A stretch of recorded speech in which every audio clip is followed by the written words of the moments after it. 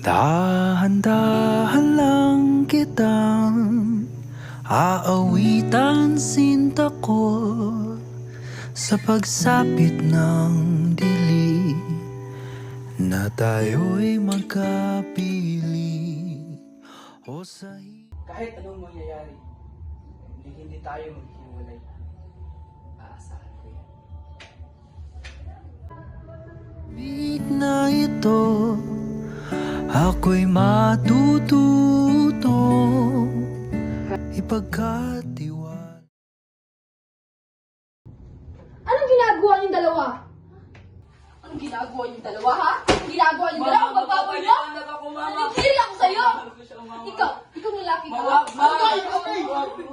Hindi ka nga dito. Ma'am, wag, ma'am! Huwag na kayo magkikita dalawa, nanditiri ako sa inyo! Wag, ma'am, wag! Mama! Diyan ka lang, huwag kang lumabas! Bakit parang sa'kin lamang may galit? Madayang tadhana iyong pansinin. Wala na bang karapatan na pagbigyan ang hiling? Lumilipad ang aking isip, bigla na lang mapapailing.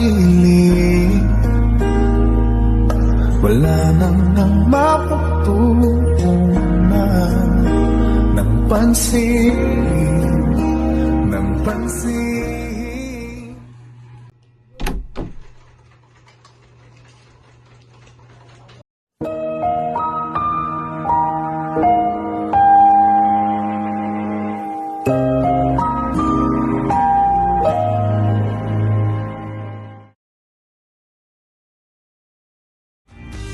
Itapon na sa kalawakan, sa libong bakit na di matuldukan. Di kailangan na buhating mag-isa. Di ka sayang, di kailangan manghinaya. Di ka sayang, di kailangan patunayan. Oh, sarili ay mahalaga, kahit pa anong tingin nila. Tanggap kita, kahit talikuran ka nila. Tanggap kita, bitawan na ang iyong pangangamba. Di pa huli para humilom ang mga sugat ng iyong nakaraan. Di kita iiwan.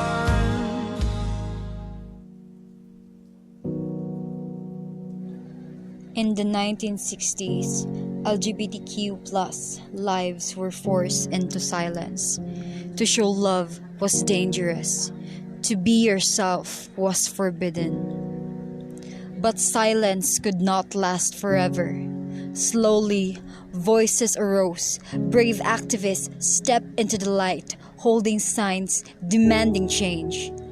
They faced mockery, anger, even fear, but they did not back down.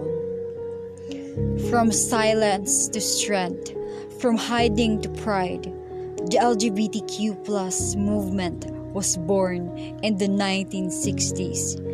Their courage light a fire that still burns today.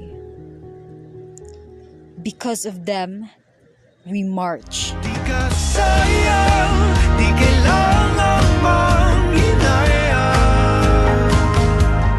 Di ka sayang, di kailangan patunayan.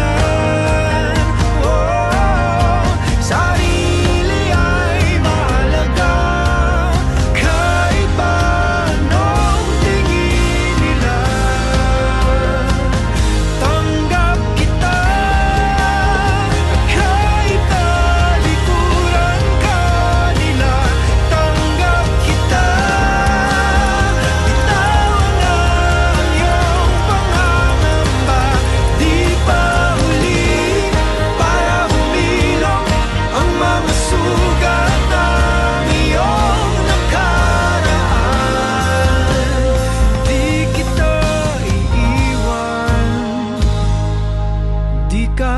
sayang, di kailangan